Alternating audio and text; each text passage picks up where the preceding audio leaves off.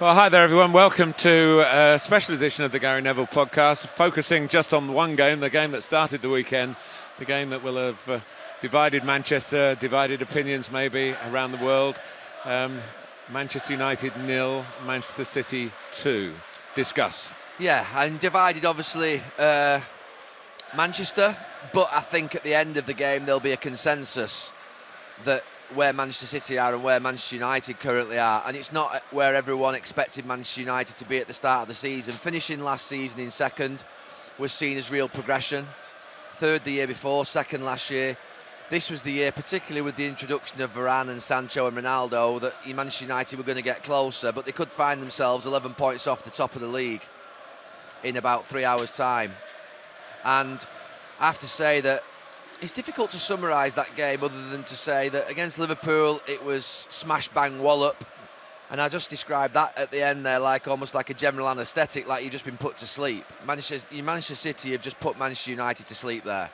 They have. They've just 10 minutes of huff and puff at the start of the second half with the change of system, but then for the last half an hour City have toyed with United and made them look really ordinary, and it was demoralising. I'm a United fan, and you marvel at the exceptional quality of Manchester City, the discipline. I think discipline's the big thing. You mentioned that word and I mentioned it, of the discipline of Foden to stay in his position, of Jesus.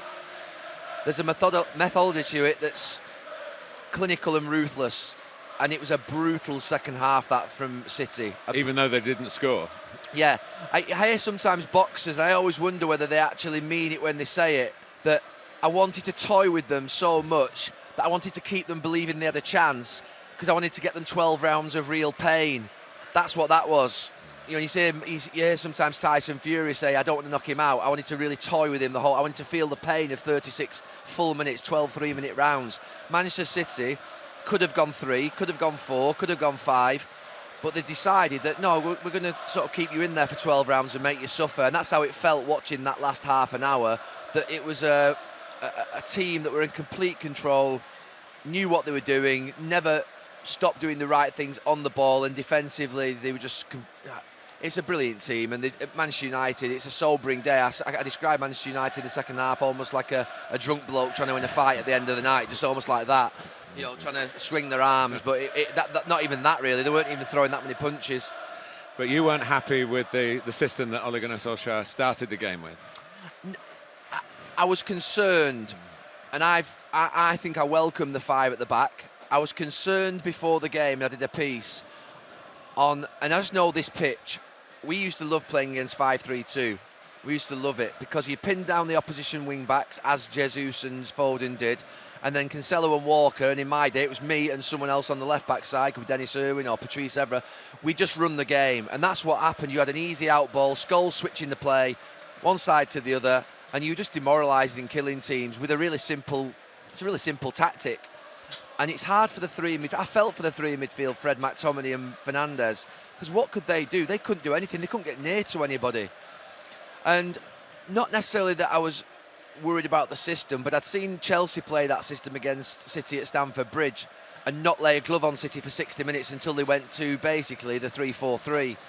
And I wondered whether Manchester United could just maybe split the strikers, whoever it would be today, and put Bruno up one, and then they'd have the 3 up, which would mean you stop the sort of easy switch of play.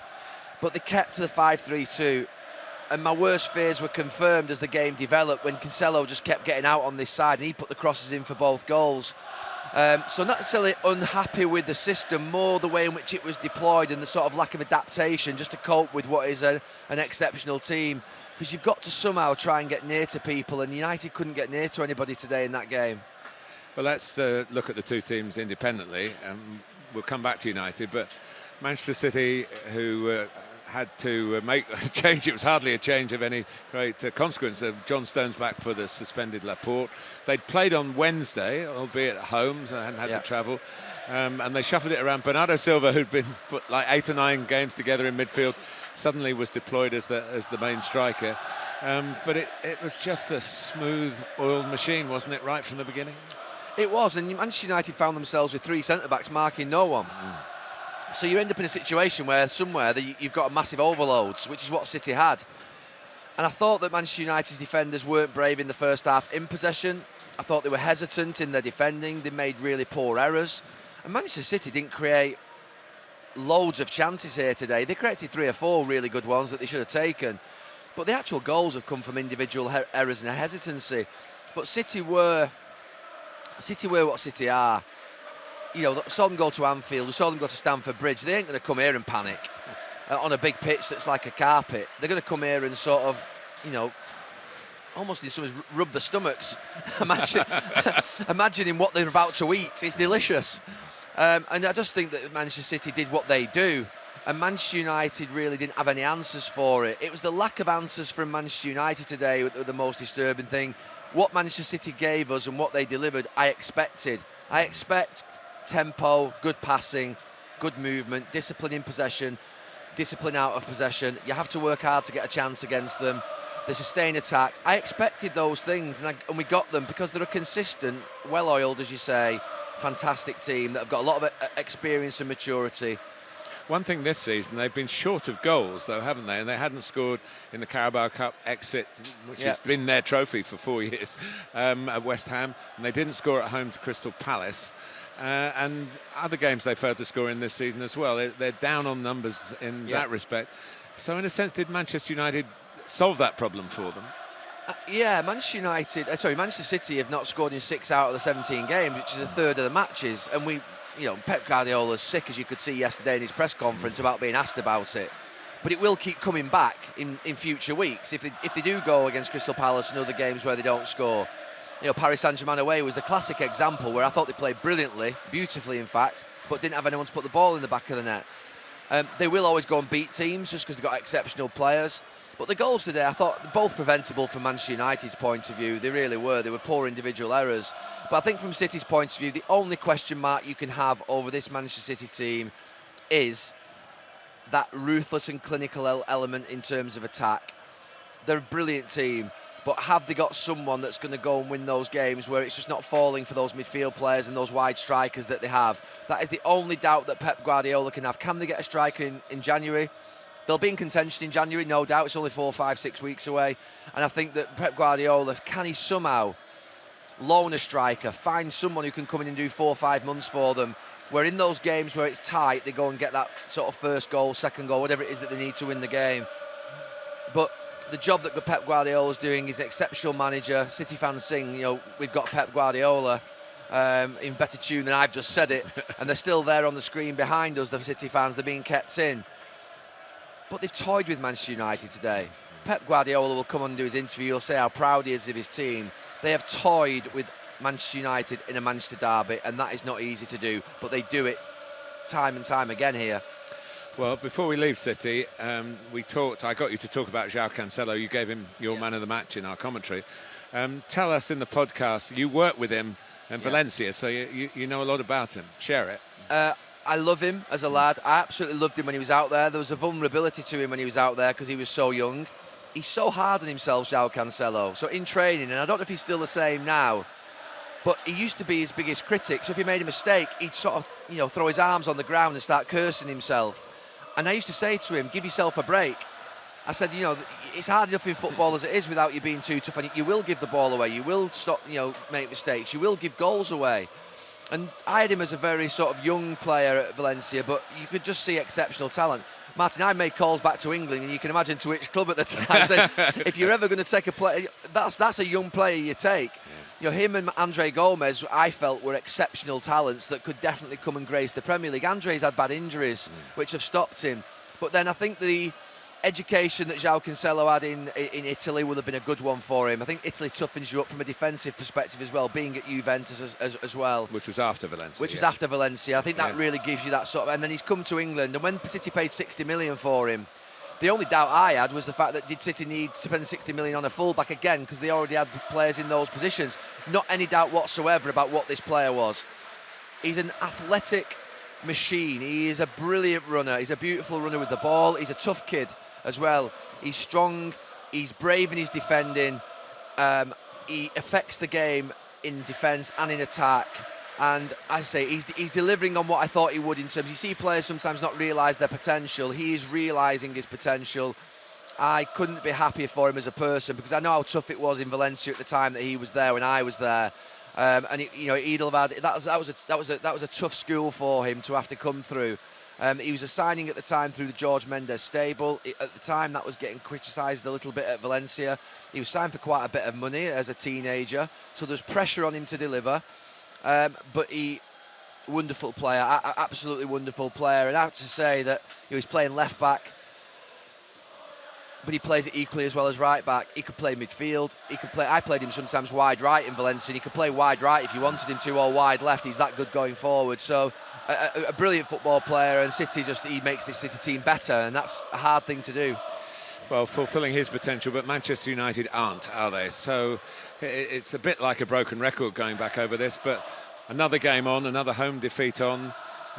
How do you think the reaction will be to this defeat? It was pretty horrific after the five goals. Does sound a lot worse than 2, but actually we've been at both games. Yeah.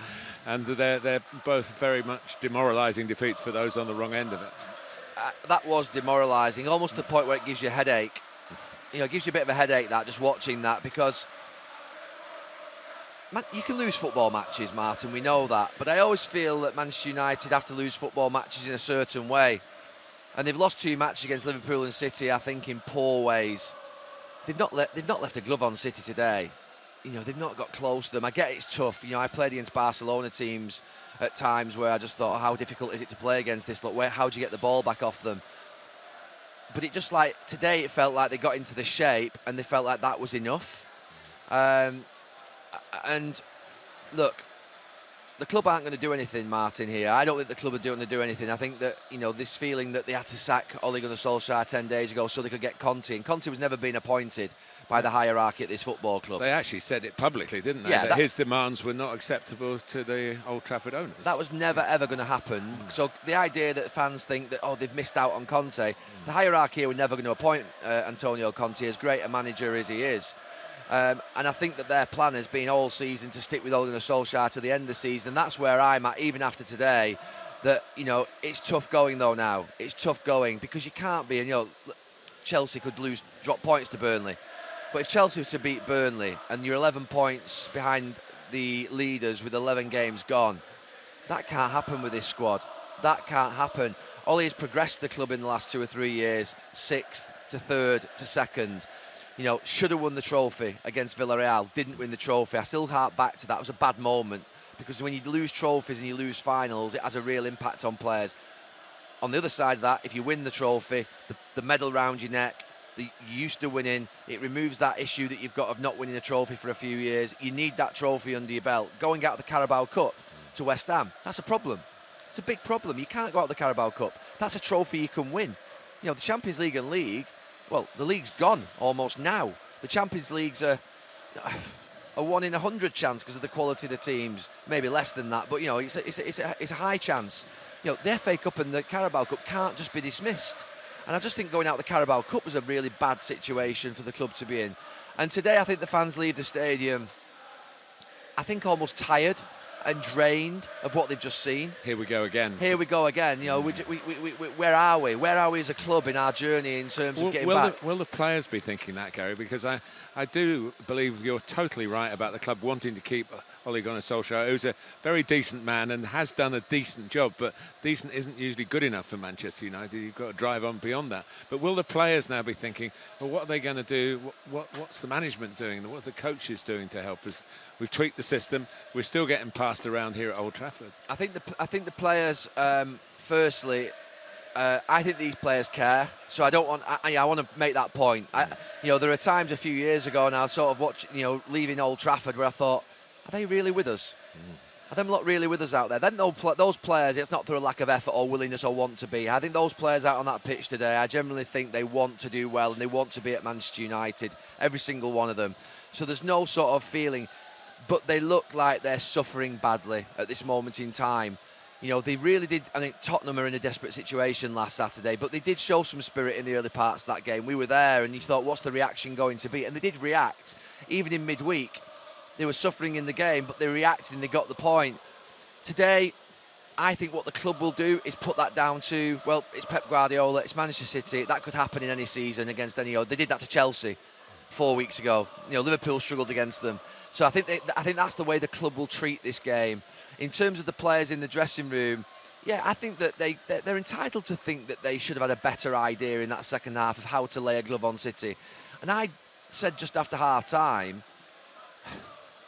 I thought it would either be 4 or it would be 2-2 almost, in terms of, it would go swing one. I never thought it would be 2-0. I thought that the way in which Manchester United went, but they didn't really press on to Manchester City. They didn't really try and punch outwards. They didn't really go for it. And the substitutions were such that they were positive, but to a point whereby, let's not get a third against us, let's not get a fourth.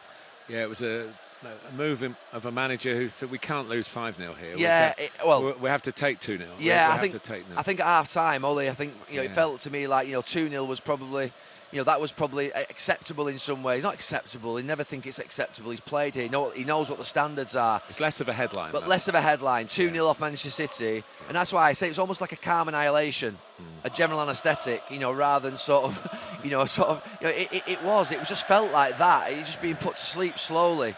And that's what City have done to United. I think the club will put it down to that. They'll say that that's what can happen. But let's regroup, international break, and let's come back. But I think they've got Watford away, Villarreal away, and then Chelsea away. That's a horrid week. That's a horrid week, that. So this is not going to get any easier in the short term. The social media noise is different than the noise in the stadium. There is, Nuno last week, they were singing, Nuno out, weren't they, the Spurs fans? You won't hear that here. And that's not just because it's Ollie. We didn't hear that with Jose. We didn't hear that with David Moyes. We didn't hear that with Louis van Gaal. I didn't hear it with Ron Atkinson 30 years ago, 40 years ago, whenever it was. So, the fans here don't do that. They're respectful of the situation. But this is a train off the track at the moment. It's a train off the track, because last season I think that people said second in the league is progression. It's now not. It's now not, and that has to reverse very quickly. And I don't know how that happens, because these against the big teams, they look desperately short, and they shouldn't be desperately short. And that's where the manager comes under enormous pressure, and that's where questions start getting asked. And on social media tonight and over the weekend, it will be hot. It will be hot. There is a very different Manchester United contingent on social media than there is in the stadium itself. The contingent on social media haven't got the sympathy or the empathy or the compassion that the fans in the stadium have. But the fans walked out here towards the end today. We didn't mention it, but at 5-0 against Liverpool, they were gone towards the end. But there were a lot gone towards the end of this 2-0 because they knew it wasn't right. And the club, they've not prepared for this. They've not prepared for a new manager. They didn't expect it. They thought everything was sort of plain sailing along. They've planned around a structure and a way of working in the last 2 or 3 years that they're not going to veer away from. And I think at this moment in time, they're going to have to put the helmets on if they're going to defend this, because the reality of it is it's nowhere near good enough. You can't defend it. 11 points off Chelsea with the run that they've had. They've only played a couple of decent sides.